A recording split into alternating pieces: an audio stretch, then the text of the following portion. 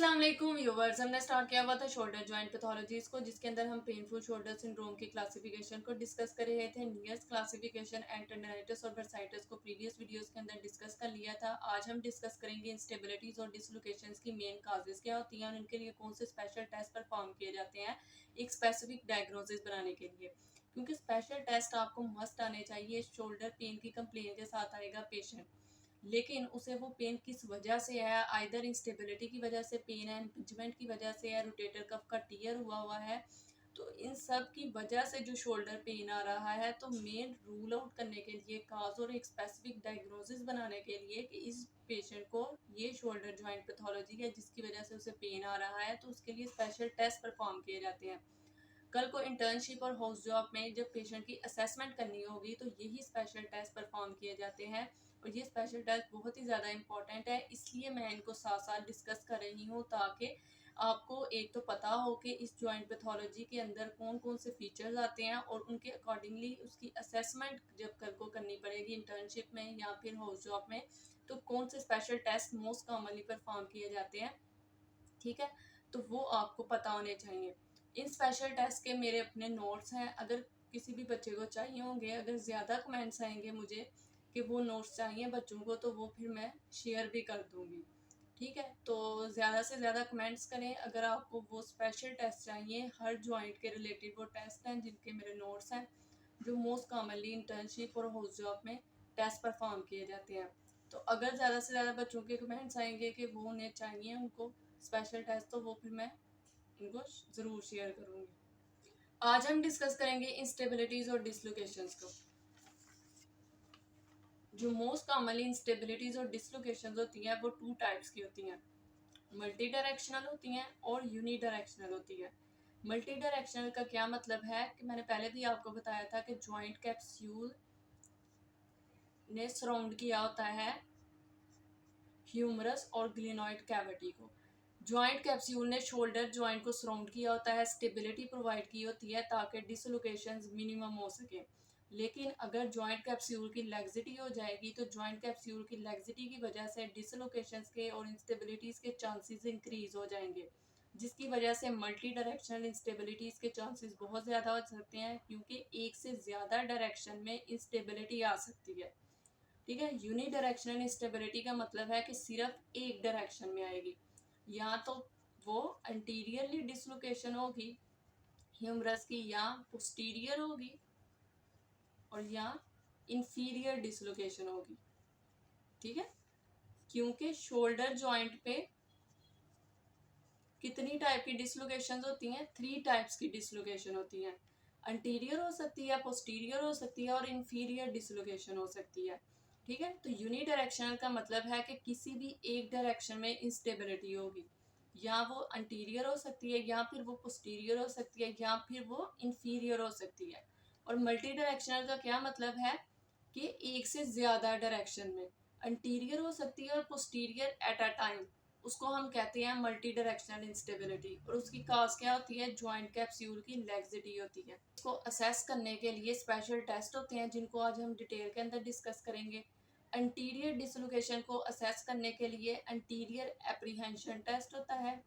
Posterior dislocation को assess करने के लिए पोस्टीरियर एप्रीहेंशन टेस्ट होता है। इंफीरियर डिसलोकेशन को असेस करने के लिए सल्कस साइन होता है, जिसकी वजह से हमें पता चल जाता है कि इसको ये स्पेसिफिक पैथोलॉजी है और स्पेसिफिक डायग्नोसिस बनाने में इजी हो जाता है। ठीक है, एंटीरियर डिसलोकेशन के लिए जो टेस्ट होता है वो है एंटीरियर एप्रीहेंशन टेस्ट। ठीक है, आपने इसकी पोजीशन को समझना है।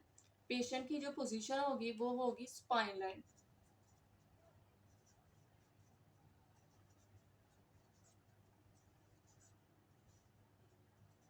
ठीक है, शोल्डर 90 डिग्री एबडक्शन में होगा,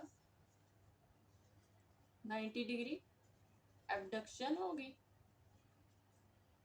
फिजियोथेरेपिस्ट ने क्या करना है कि पेशेंट की एल्बो को पैसिवली एक्सटर्नली रोटेशन करवानी है।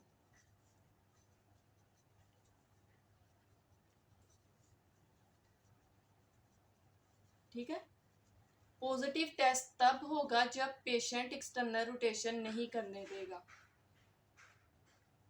ठीक है, पेशेंट जब एक्सटर्नल रोटेशन नहीं करने देगा पैसिवली फिजियोथेरेपिस्ट को, तो इसका मतलब है कि ये टेस्ट पॉजिटिव है, उस पेशेंट को एंटीरियरली डिसलोकेशन है ह्यूमरस की। देन हम डिस्कस कर लेते हैं पोस्टीरियर एप्रीहेंशन टेस्ट। ठीक है, पोस्टीरियर एप्रीहेंशन टेस्ट में जो पेशेंट की पोजीशन होगी वो सुपाइन लाइंग होगी।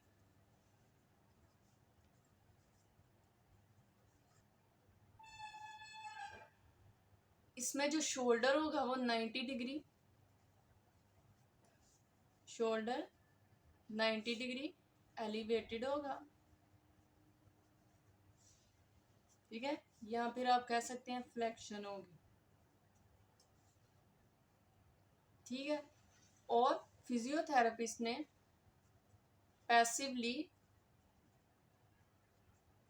ठीक है, यहां से फिजियोथेरेपिस्ट ने एल्बो से ग्रैस्प करना है पेशेंट को और डाउनवर्ड प्रेशर अप्लाई करना है। ठीक है, डाउनवर्ड फोर्स लगानी है और साथ ही साथ हॉरिजॉन्टल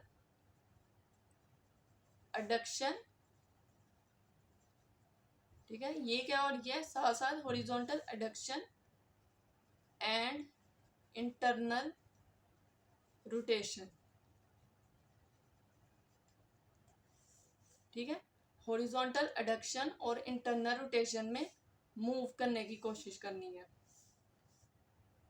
ठीक है, तो ये होगा पोस्टीरियर एप्रीहेंशन टेस्ट पॉजिटिव अगर पेशेंट हॉरिजॉन्टल एडक्शन और इंटरनल रोटेशन नहीं करने देगा फिजियोथेरेपिस्ट को।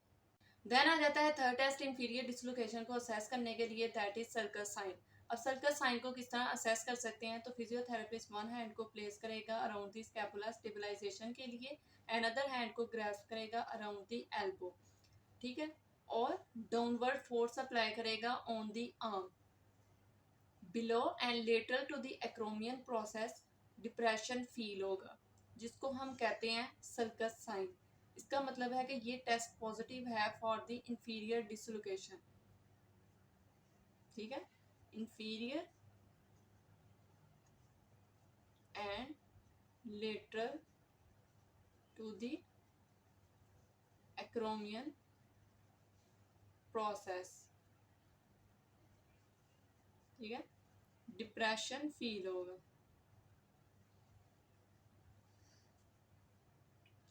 ठीक है, इसके अंदर जो पेशेंट की पोजीशन है वो सीटिंग और स्टैंडिंग दोनों में हम करवा सकते हैं ये टेस्ट। अनदर जो काज आ जाती है वो है ट्रॉमेटिक इंजरी, सडन एक्सीडेंट हुआ, सडन ट्रॉमा हुआ है, उसकी वजह से कैप्सूल और लेब्रम का टीयर हो गया है और उसकी वजह से इंस्टेबिलिटीज और डिसलोकेशंस के चांसेस इंक्रीज हो गए हैं, या फिर रेपिटेटिवली माइक्रो ट्रॉमा एक्ट हो रहा है, यानी कि low impact forces repetitively act हो रही हैं शोल्डर जॉइंट के ऊपर, जिसकी वजह से जॉइंट कैप्सूल के जो मसल फाइबर्स हैं वो वीकन हो गए हैं और उसकी वजह से डिसलोकेशंस के चांसेस इंक्रीज हो गए हैं।